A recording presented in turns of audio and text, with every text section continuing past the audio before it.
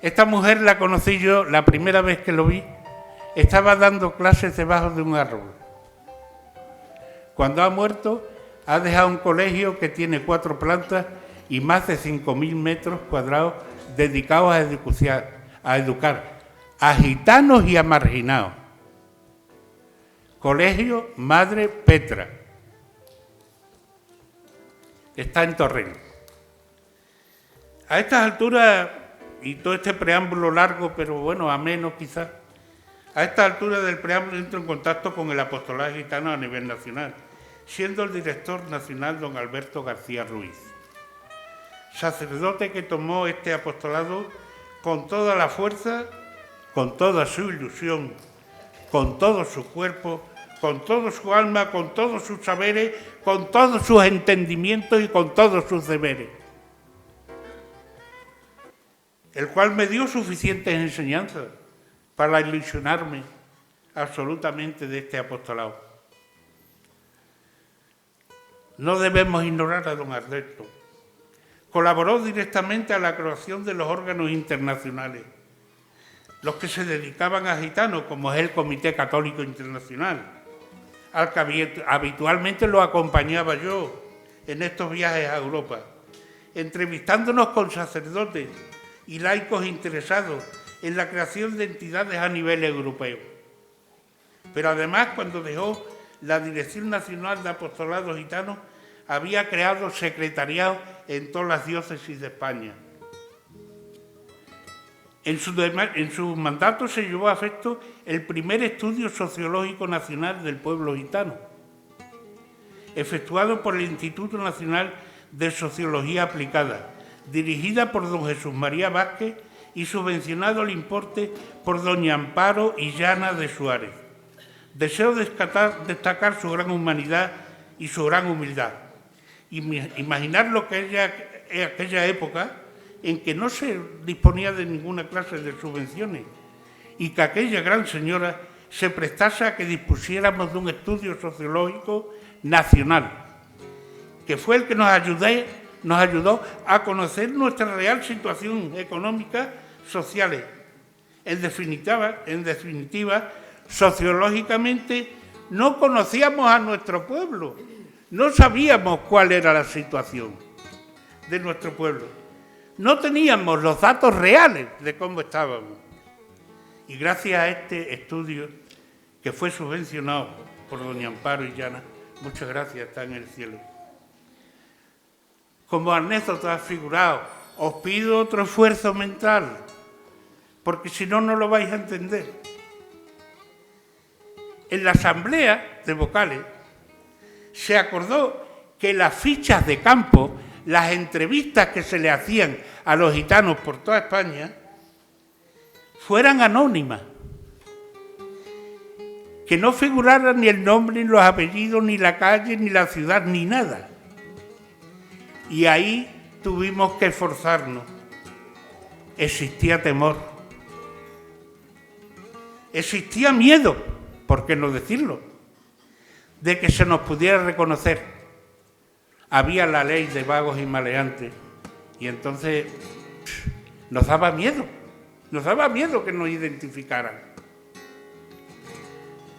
Figuraos las dificultades que os habéis librado los más jóvenes, esos miedos, esas persecuciones peligrosas. Gracias a la lucha de nuestros antecesores, de los que nos han precedido.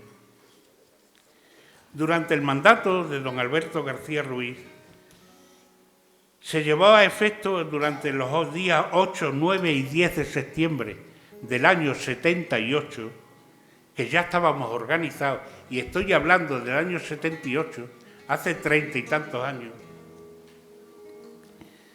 se organizó la peregrinación internacional de gitanos a la Macarena de Sevilla y fue programada por la Comisión Pontificia de Migraciones y Turismo del Vaticano, que organizó en España el Secretariado Nacional de Apostolado Gitano. Ya teníamos nombre en el Vaticano en el año 78, ya se nos encargaba cosas importantes.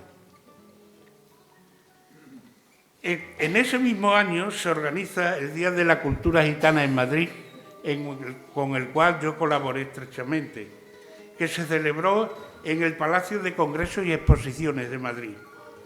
Allí se editó un folleto explicando lo que era cada uno de los cantes, para que culturalmente la gente supiera que el cante no siempre es una juerga, es un arte sentimental. Y todo eso lo explicaba en un folleto que se editó y se regalaba con la entrada. Luego me cupo a mí el honor de presentar el espectáculo y yo reiteraba en cada uno de los cantes que presentaba el significado cultural que tenía para los gitanos. La gente salió no entendida en flamenco, pero por lo menos sabía que no era una juerga aquello. También celebramos una misa polifónica flamenca en la parroquia hispanoamericana de Nuestra Señora de la Merced. Del 11 al 15 de septiembre se organiza el segundo encuentro internacional de pastoral gitana en el Vaticano. Y al secretariado español se le pidió una comunicación. Seguíamos siendo importantes. La conferencia, don Alberto, me la encomendó a mí. Ya ves la irresponsabilidad de don Alberto. Y yo la hice como pude, los gitanos y la responsabilidad de la Iglesia. Esto hay que ser muy, bueno, reivindicativo, claro. Yo me serví, indudablemente, de algunos teólogos que tenía a mi alrededor y sobre todo de sacerdotes que vivían el día a día y tal. Pero a don Alberto, su humildad no le permitía ser protagonista de tan alta dignidad. Lógicamente yo tuve tal y me puse allí donde ahora por la tele veo al Santo Padre, pero 3 o 4 sillas más abajo. Claro, porque allí se guarda un estatus, ¿no? Él siempre decía, yo soy un cura de pueblo, por eso renunció. Mi agradecimiento y recuerdo para tantos gitanos de aquella época, que no tenían intereses personales, se entregaron a difundir nuestros deseos de promoción, más de promoción que de religión. Fijaros, había una necesidad más cercana quizás, no era más cercana, porque más cercana que Cristo no lo hay, que está pegadito a nosotros, que es nuestro hermano, que es nuestro Dios, y la Virgen, que es nuestra madre, nuestra hermana. Más pegadito no, pero había mucha necesidad. El tío Pérez, Pedro, el tío Pérez, que tenía el don de la profecía. En el año 71 ya nos decía él dónde llegaría a desembocar la revolución y la promoción de los gitanos. La situación actual nos la retrató él en el año 71. Antonio González, que dedicó parte de su vida a evangelizar por los poblados y por las chabolas. Creó un cursillo para impartirlo cuando iban a Francia a la vendimia. En el grupo de gitanos hizo un cursillo y por la noche lo impartía. Él tenía autoridad suficiente a pesar de su juventud. Era más joven que yo, pero tenía una autoridad impresionante. Era el que ponía las diferencias y las paraba en las chabolas. Ponía remedio a aquellas posibles disputas que se producían con gitanos y con no gitanos. Él entraba con todo el mundo a poner paz. Tío Antonio Nieto, que lo han conocido algunos gitanos de Zaragoza. Qué entrañable era. Tenía una personalidad arrogante, de hombre fuerte, pero luego era débil. ¿Cuántas veces lloraba conmigo hablando de la Virgen? Era chavalista, semi-analfabeto, pero estaba lleno de sentimientos. La Diputación de Aragón le publicó un libro de poesías. Yo tengo algunos, poemas de él. Me los mandaba. Me quería mucho, decía que era su hijo mayor. Tío Juan Vargas, que tenía la ilusión de que se esculpiera una virgen gitana, porque decía, si los cerrajeros tienen su virgen, si los carpinteros tienen su virgen, ¿por qué los gitanos no vamos a tener una virgen?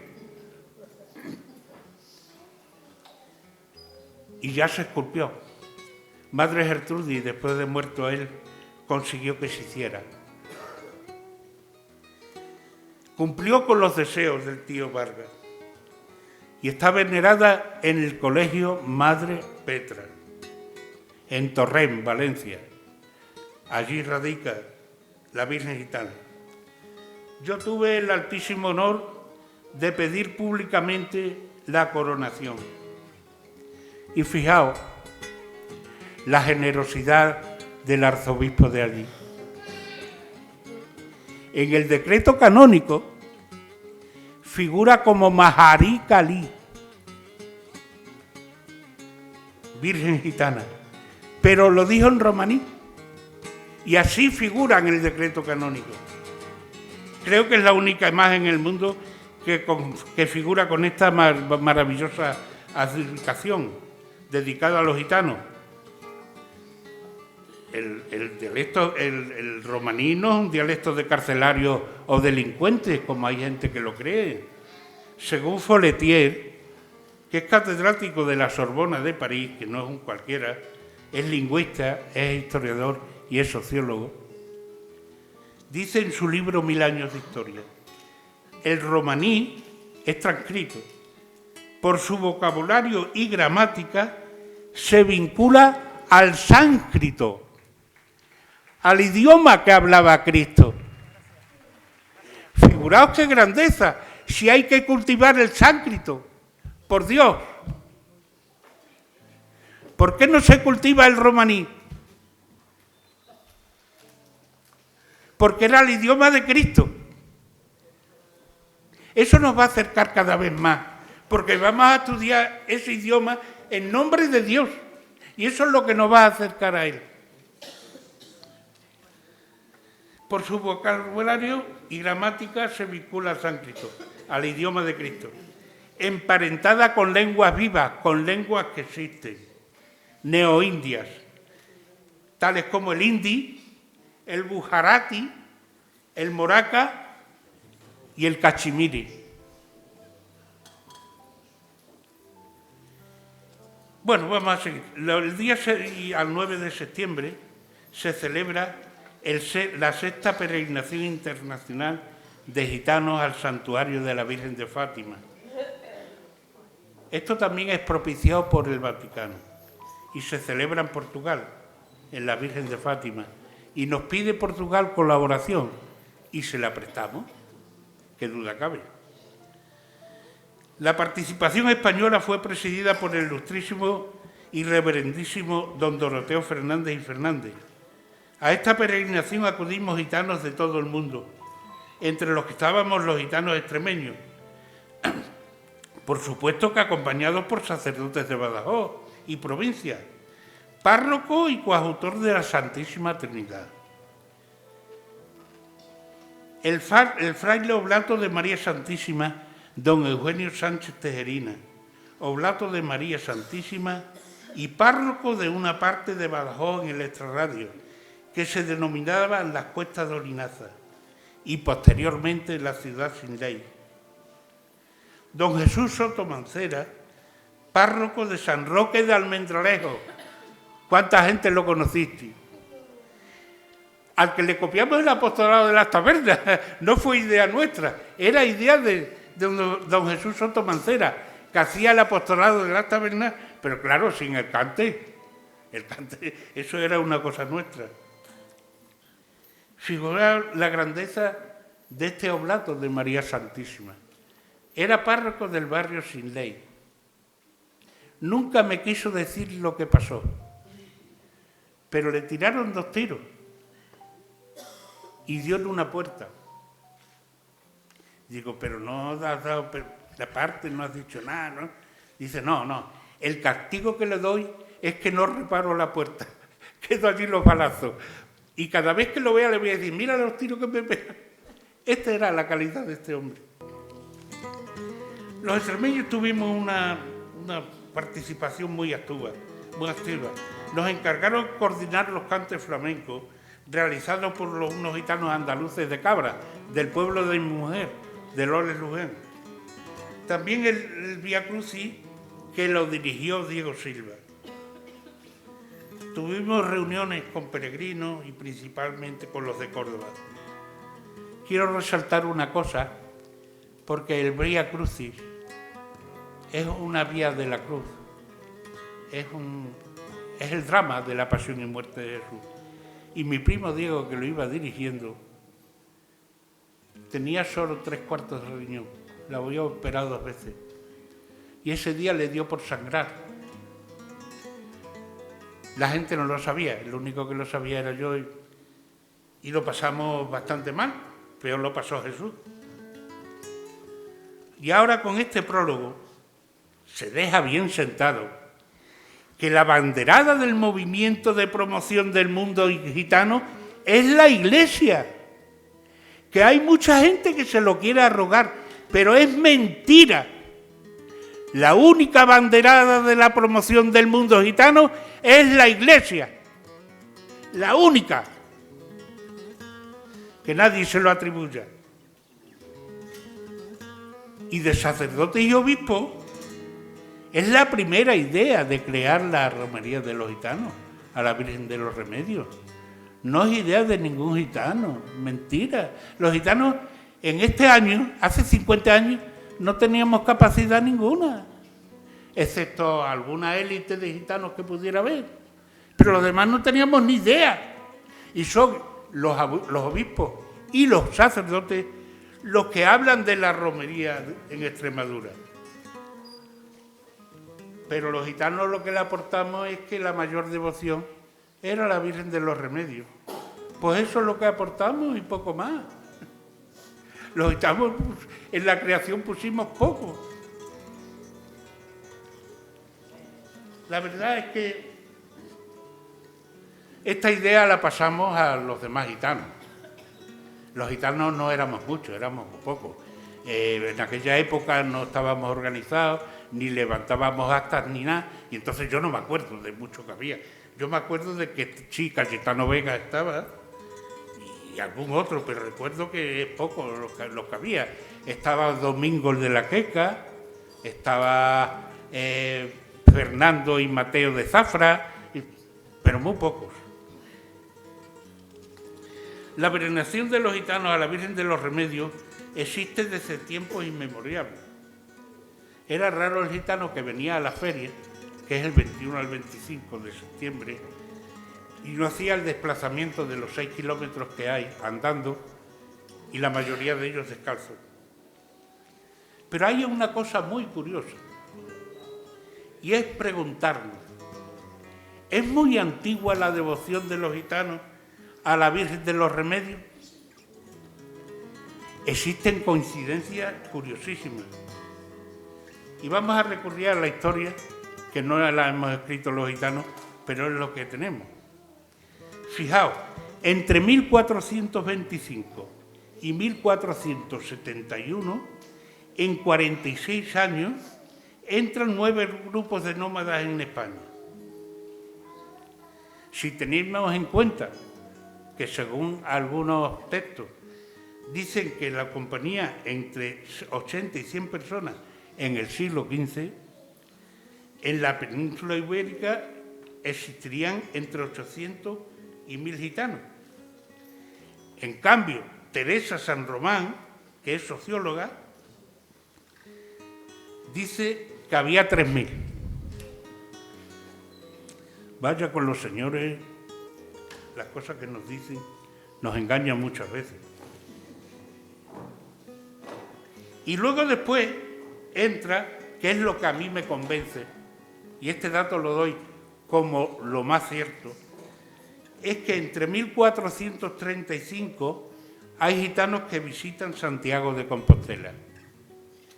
Y en 1462, a los 27 años, los gitanos ya se encuentran en Andalucía. Es decir, que Foletier dice que en el siglo XV los gitanos estaban esparcidos por toda la península. Ese dato es más creíble.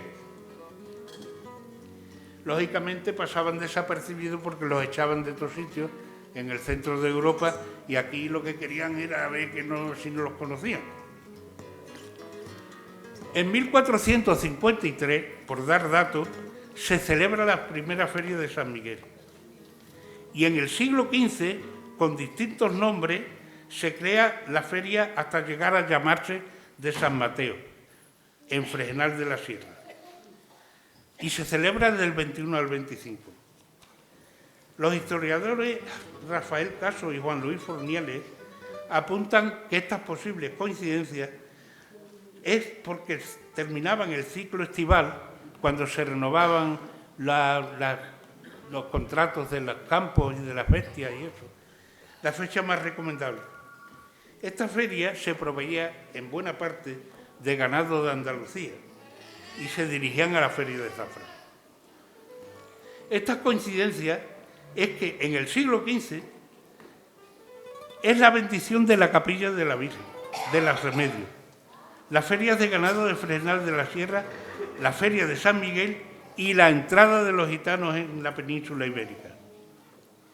Pero la historia de Nuestra Señora, Santa Madre de los Remedios y Santa María de los Remedios tiene testimonio escrito desde a final del medievo, desde hace 500 años, que entonces se llamaba Nuestra Señora. Se llamó después la Virgen de los Remedios ante un problema, una catástrofe que hubo en el pueblo. Las obras de la ermita se dan por concluidas después de muchas remodelaciones en 1642. Cuando vayamos a la ermita veremos que se terminó en 1642. Una cosa curiosa, el Papa San Pío X concede a la imagen la coronación canónica, la Virgen de los Remedios, unos meses después de que se le otorgase la misma a la Virgen del Pilar. Es la segunda imagen en España que se corona canónicamente. Fantaseando podemos decir, ¿es que los payos de aquí nos inculcaran la devoción a la Virgen de los Remedios? Si esto es así, nuestro agradecimiento fraterno, porque en el Indostán nuestros parientes antiguos no tenían devoción a la Virgen, le tenían devoción a las diosas, a una diosa distinta por cada dialecto. Imaginaros que existen 350 dialectos. La primera romería se celebró excepcionalmente el 1 de noviembre, el Día de Todos los Santos, porque el último domingo de octubre era el día 25, con lo que ganábamos unos días para organizar todo. Recordemos que la peregrinación internacional al santuario de la Virgen de Fátima se celebró los días 6 al 9 de septiembre del 70 y la primera romería al santuario de la Virgen de los Remedios se celebró el 1 de noviembre. En 51 días hubo que organizar todo. Lógicamente la fecha no era la más propicia. El día posterior era el Día de los Difuntos. ¿Y por qué estas fechas? Porque es cuando vienen los gitanos de los trabajos de las costas. El permiso y la disposición de la Iglesia la teníamos ya concedida. Entonces, manos a la obra. Cogimos mi primo Diego Silva y un servidor de ustedes y visitamos en primer lugar al gitano que vivía en Fregenal. Además de buenísima persona, respetadísimo entre los gitanos, así como entre los payos del pueblo, lo conocían desde niño. Era muy buen amigo de mi padre, tío José Pitulín, que en paz descanse. Pero a la mayordomía y al alcalde no los conocía. Había que hacer esta visita, primero por respeto a los cargos que ostentaban y además porque no pudieran ponernos impedimentos. La primera visita, tío José Pitulín, no solo agradeció la visita y además aplaudió el respeto que le manifestamos. al pedirle permiso para celebrar en el pueblo la romería. Se puso a disposición y prestó su ayuda en lo que lo necesitáramos, pero nosotros no queríamos contactos con nadie, nada más que con nuestra organización. Una vez medio informado de las personas que teníamos que visitar, en compañía de mi primo Diego, lo hicimos a la mayordoma, que resultó ser doña Remedio Sánchez Arjona. Cuando nos abrieron la puerta, quedamos asombrados porque nos recibió un señor vestido de librea. Nos causó asombro, aunque sabíamos que era un colaborador. Nos pasó y resultó ser doña Remedio una dama educadísima, simpática y que agradeció nuestros detalles de visitarla para pedirle permiso para realizar la romería, que por otra parte tenía obligación. Teníamos obligación. Ella podía parar la romería. Incluso nos invitó a café y dentro de la charla impuso unas condiciones que eran normales y que fueron aceptadas. Nos pareció una persona férrea y disciplinada, pero llena de un encanto especial, simpática e inteligente. Figuraba una señora de aquella categoría recibirnos en su salita. Su salita tenía más de 100 metros cuadrados y tenía 4 o 5 tresillos isabelinos, la gloria. La primera vez a invitarnos a café y 2 gitanos desconocidos para ella. Después todos los años yo la visitaba. No sé por qué me era muy grata su compañía. Era una persona muy culta. Y no sé si es que me gustaba o porque se portaba bien con los gitanos. Pero yo me era muy grato venir a visitarla. Y de hecho muchas veces vine solo a pedirle permiso. En el segundo año llegamos a un acuerdo. Yo le daba la colecta y ella pagaba el equipo de sonido, porque no tenía equipo de sonido la ermita. Yo le presenté a muchos gitanos, me hablaba incluso de los kilos de oro que le daban los gitanos en aquella época. Me contó cosas de su familia, tenía una colección de cuadros de Eugenio Hermoso impresionante, de toda su familia de 3 generaciones. Y yo le presentaba a los gitanos y tal, y uno dio con la tecla. Me dice, Antonio, esta señora manda más que la Virgen. Después pasamos la vista al señor alcalde, hombre afable, no se opuso. Ya teníamos el permiso de la iglesia, que no hacía falta, y ya teníamos el permiso de la mayordomía y tal. Estos problemas los habíamos salvado ya. Pero claro, os pido que hagáis un esfuerzo mental.